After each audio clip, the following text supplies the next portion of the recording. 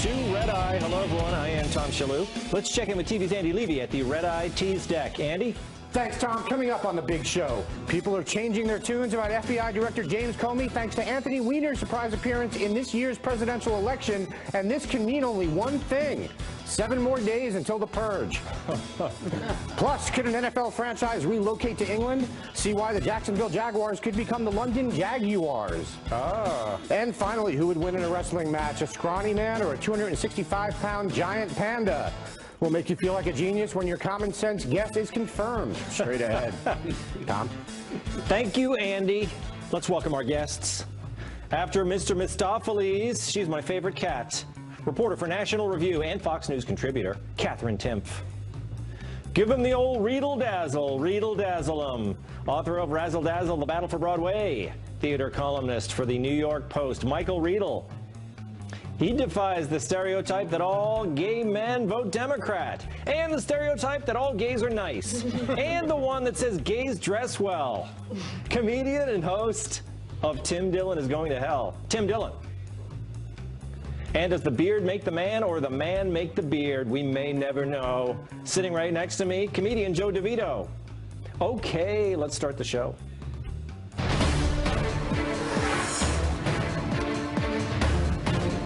Comey is no longer their homie. Democrats are now announcing FBI Director James Comey after he notified lawmakers on Friday night. Investigators had discovered new emails related to the Hillary Clinton server case. Over the weekend, Harry Reid sent a letter to Comey informing him his actions may have violated a federal law which bars FBI officials from using their official authority to influence the election. But in July, Democrats were defending the bureau boss.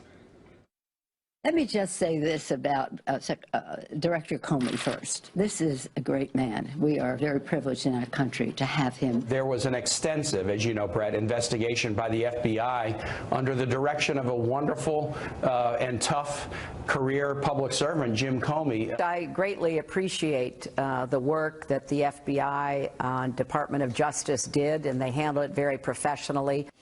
Okay, scene from Westworld, isn't it? Now Democrats are singing a different tune.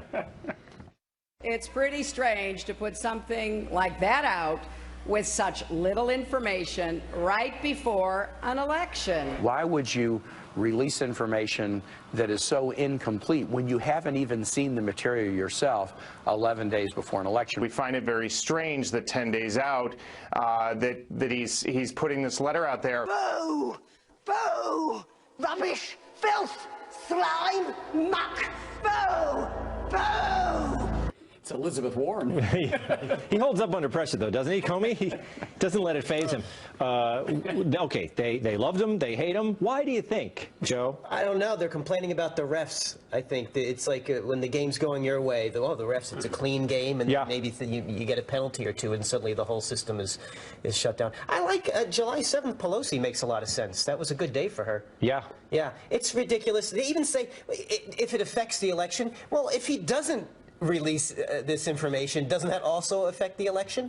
You can't have it both ways. And you know who they should talk to is someone named Andrew McCabe, who's the one who's was supposed to be processing and requesting more information about this, who sat on it. And he's also the same man whose wife just got $2 million from Terry McAuliffe to run a losing campaign. Andrew McCabe is the guy at FBI. Yes, he's the guy who sat on this. So we know exactly why, because a guy whose wife was getting Democratic money was sitting on it, didn't do a damn thing. Geez, that sounds surprising for a Clinton connection, don't you think? It is unsurprising. Tim Dillon, look, it is, of course, right? Yeah. Of course, they're changing their tune. Here's the thing with the Hillary people.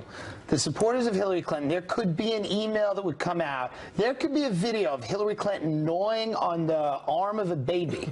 And people go, oh, she's doing low carb. Like, it doesn't matter. Nothing, she planned 9/11. Ooh, she's organized. Nothing will ever get these people. They've decided that Donald Trump is the most evil. He's the devil. Yeah. So you got to vote against the debt, which is fine to me. That's fine. But vote against him. Don't vote for her. You know, this idea of that you're all excited about this woman who in the primaries you hated. to me is weird. It's inconsistent. It's different, though. Now we're stronger together. Isn't that right, Catherine? Well, I don't think so. I'm much happier when I'm not with other people, no offense. However, I think that that's very normal. Comey did something that they liked, so they like him, and then he did something they didn't like, so now they don't. That's not weird. That's what a relationship is like. It's always constantly shifting, right? Yeah, you're back and forth, right? It's power dynamics. That's right. Everything's a power dynamic, Tom. You have your good days and your bad days, right, Riedel? From the Democratic's point of view, he used to be James Arness in Gunsmoke. He was Marshall Dillon. That's how pure he was. And now he's J. Edgar Hoover. Politics makes hypocrites of us all. But the liberals, the progressives, are the biggest hypocrites. And they've been hypocrites since Bill Clinton diddled with Monica Lewinsky, when all those feminists hated men who treated women like that, but they gave Bill Clinton a pass. So they've been hypocrites for years. All those feminists. All those feminists who turned a blind eye to everything that Clinton has done. I agree. Well, okay, you can be a feminist and still not agree with Bill Clinton. He is a unicorn, right? He's been accused of sexual assault more than 10 times. I agree. The left-wing liberal. It's always just really funny to hear a man go, "That was feminist." Someone has a unicorn that's very offended, and they're like, "Wait a minute." Yes, he is not a unicorn. You know who else had a problem with the feminists? Marshall Dillon. Don't be bad mouthing James Arness. But look. The thing is that what is the thing? What was it? What point did you make? You made it so long ago. It was, but the point is that the FBI, if you're going to be uncovering and investigating malfeasance by public officials, that there's going to be a certain amount of a political bent to it. But he's certainly not on a witch hunt, and for them to spin around like this, it's absurd. Oh, I know what I thought. What you said last time, that it affects the election. Right. They can't release this because it affects the election. What doesn't affect the election? Exactly. Access Hollywood tape does it affects the election. That's what I want to know. What is the good stuff? Is it like Huma Abedin, like cutting people's heads off in Riyadh? What is the good, like what's in there? We, as the American people, have a right to know what was in those emails. They belong to us. They were a matter of public record, and it was Hillary Clinton who decided she would keep them private, which was illegal, and she should have been indicted the first time around. Well, we'll know what's in it eventually, right? You go with that. I agree with you, but it doesn't matter because I'll already be president by the time. Are you saying the system is rigged?